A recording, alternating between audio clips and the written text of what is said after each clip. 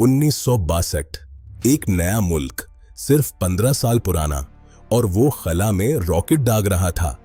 Asia में सिर्फ तीसरा मुल्क, वो मुल्क था पाकिस्तान। लेकिन फिर 60 साल तक ये सफर रुक गया। 1962 में पाकिस्तान एशिया का तीसरा मुल्क था जिसने रॉकेट लॉन्च किया। और फिर 60 साल कहां गए? ये सवाल पूरी कौम के जहन में है, लेकिन जवाब माजी की फाइलों में दबा हुआ है। एक तरफ दुनिया आगे निकल गई और दूसरी तरफ पाकिस्तान की स्पार्को खामोश हो गई। और फिर 2025 आया। एक साल में 4 सैटेलाइट, पाकिस्तान की पूरी तारीख से ज्यादा। ये पाकिस्तान के खलाई सफर की कहानी है। 1968 डॉक्टर अब्दुल सलाम, पाकिस्तान के वाहिद नोबेल इनाम याफ्ता साइंसदान ने एक ख्वाब देखा। स्पार्को स्पेस और अपर एटमॉस्फेयर रिसर्च कमीशन वजूद में आई। दुनिया की पहली 10 खिलाई एजेंसियों में पाकिस्तान शामिल था। 7 जून 1962 रहबर -1, पाकिस्तान का पहला रॉकेट 129 किलोमीटर ऊपर गया। जापान और इजराइल के बाद एशिया का तीसरा मुल्क। दुनिया पाकिस्तान को एक खलाई ताकत समझती थी। कराची और लाहौर में ग्राउंड स्टेशन बने। अपोलो 17 के खलाबाजों ने पाकिस्तान का दौरा किया। ये पाकिस्तान का सुनहरा खलाई दौर था। लेकिन ये ज्यादा देर नहीं चला। लेकिन जो आगे आया वो कोई नहीं सोचता था। 1971 की जंग ने सब कुछ बदल दिया। पाकिस्तान और अमेरिका के ताल्लुकात खराब हुए। नासा की फंडिंग रुक गई। इंजीनियर न्यूक्लियर प्रोग्राम में चले गए। स्पार्को रुक गई। फंडिंग की कमी, फौजी कंट्रोल और सियासी अदम इस्तेहकाम, 3 चीजों ने मिलकर पाकिस्तान की खिलाई तरक्की को दहाइयों तक रोके रखा। 1993 और 1994 में पाकिस्तान ने अपने 2 ऑर्बिटल स्लॉट्स खो दिए। पैसे नहीं थे, दूसरे मुल्कों ने वो स्लॉट्स ले लिए। हिंदुस्तान ने अपना PSLV रॉकेट बनाया।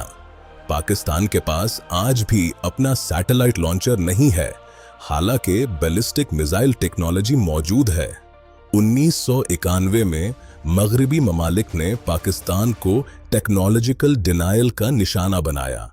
सैटेलाइट लेट हुए, टेक्नोलॉजी इंपोर्ट बंद हुई। 5 जंजीरें, फंडिंग का खात्मा, फौजी कंट्रोल, बजट कट्स, अपना लॉन्चर ना होना और मगरबी पाबंदियां, इन सब ने पाकिस्तान के खिलाई ख्वाब को दबा दिया। 2017 में हिंदुस्तान में एक ही रॉकेट से 104 सैटेलाइट लॉन्च किए।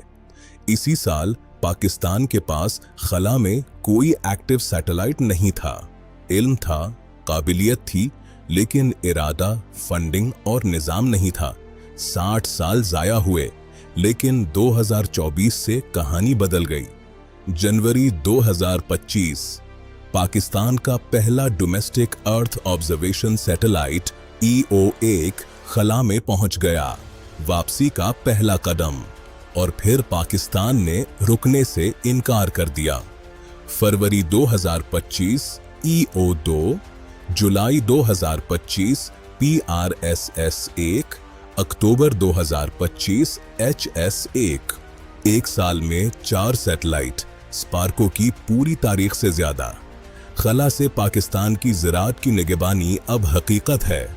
EO1 जमीन का नक्शा बनाता है, फसलों की सेहत, सैलाब का खतरा, आबपाशी की मंसूबाबंदी। ये सिर्फ कैमरा नहीं, ये साइंसी इनकलाब है। अक्टूबर 2025 HS-1 पाकिस्तान का पहला हाइपर स्पेक्ट्रल सैटेलाइट। सैकड़ों स्पेक्ट्रल बैंड्स, मादनियात, पानी, आलूदगी, सब कुछ खला से। अप्रैल 2026 EO3 पाकिस्तान का अब तक का सबसे जदीद satellite. On board AI, real time analysis, जमीन पर पहुंचने से पहले जवाब तैयार। और 2024 में ICUBQ पाकिस्तान का पहला चांद का सैटेलाइट चीन के साथ चांद के गिर्द घूम रहा था। पाकिस्तान चांद तक पहुंच गया। पाकिस्तान वापस आ गया है और इस बार ये नहीं रुकना चाहता। अब बारी है फवाइद समेटने की और चैलेंजेस का सामना करने की। सबसे बड़ा फायदा ज़राअत। अब फसल की बीमारी सैटेलाइट से पहले पकड़ी जाएगी, किसान को नुकसान से पहले आगाह किया जाएगा।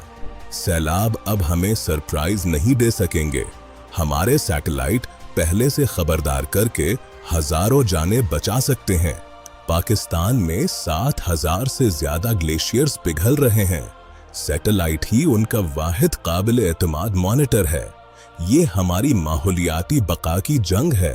कौमी सलामती अपनी eyes on the sky, CPEC की निगरानी, सरहदी मॉनिटरिंग, ये सब अब हमारे अपने हाथ में है। 2040 तक आलमी स्पेस इकोनॉमी $1 ट्रिलियन होगी। पाकिस्तान ये मौका मिस नहीं कर सकता। ये मुस्तकबिल की मईशत है, लेकिन चैलेंजेस भी हैं।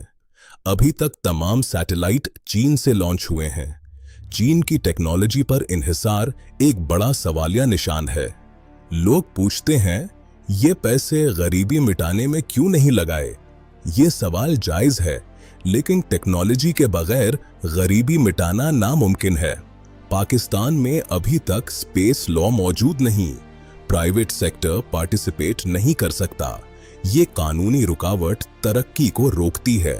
फवायद वाज़े हैं, चैलेंजेस हकीकती हैं। पाकिस्तान के खलाई मुस्तकबिल का फैसला अगले 10 सालों में होगा, और वो फैसला आज हो रहा है। स्पेस विजन 2040 पाकिस्तान का बड़ा ख्वाब। 11 नए सैटेलाइट, अपना लॉन्च व्हीकल और अगली नस्ल के खिलाई साइंसदान। फरवरी 2026 2 पाकिस्तानी नौजवान चीन में ट्रेनिंग के लिए शॉर्टलिस्ट हुए। चांद तक का सफर अब हकीकत बनने वाला है। हदफ 2035 तक एक पाकिस्तानी खलाई जहाज चांद पर। ये ख्वाब अब सिर्फ ख्वाब नहीं रहा, ये हमारा हदफ है। सी पैक और स्पेस का मिलाप। ग्वादर से कराकरम तक हर प्रोजेक्ट सैटेलाइट की निगरानी में। जमीन से खला तक एक नई शराकत। लेकिन टेक्नोलॉजी से ज्यादा जरूरी लोग। अगली नस्ल के साइंसदान ही असल स्पेस प्रोग्राम है। इनमें सरमायाकारी ही असल कामयाबी है। पाकिस्तानी स्पेस एक्स का वक्त आ गया है। प्राइवेट सेक्टर को खला में लाना ही हमारी अगली बड़ी जस्त होगी। 2 मुस्तकबिल सामने हैं, एक जहां पाकिस्तान खलाई ताकत है, एक जहां वो फिर पीछे रह जाता है। इंतखाब हमारे हाथ में है। 1968 में डॉक्टर अब्दुल सलाम ने एक ख्वाब देखा था। 2025 में वो ख्वाब दोबारा जाग रहा है। ये आगाज है, इख्तिताम नहीं। पाकिस्तान अकेला नहीं, नई खलाई ताकतें उभर रही हैं। ये दौर उन सब का है जो कोशिश करेंगे। पाकिस्तान भी अब सफ़े अव्वल में है। पाकिस्तान का अगला रॉकेट पाकिस्तानी जमीन से, पाकिस्तानी रॉकेट से, ये अभी नहीं आया, लेकिन ये जरूर आएगा, हमें यकीन है। खला से सरहदें नहीं दिखती, सिर्फ हमारी जमीन दिखती है, और इस जमीन की हिफाजत के लिए हमें खला की जरूरत है। ये हमारी बका है। पाकिस्तान की खलाई कहानी खत्म नहीं हुई, ये अभी शुरू हो रही है। सफर जारी है, मंजिल अभी बाकी है। 1962 से 2026 तक एक ही सिमत ऊपर। हर कदम, हर कुर्बानी हमें इस मकाम तक ले आई है। देखने का शुक्रिया। अगर ये कहानी आपको फख्र से भर गई, लाइक करें, सब्सक्राइब करें और शेयर करें, ताकि ये पैगाम सब तक पहुंचे, ताकि कोई भी पाकिस्तान की इस कामयाबी की कहानी से महरूम न रहे। अल्लाह हाफिज।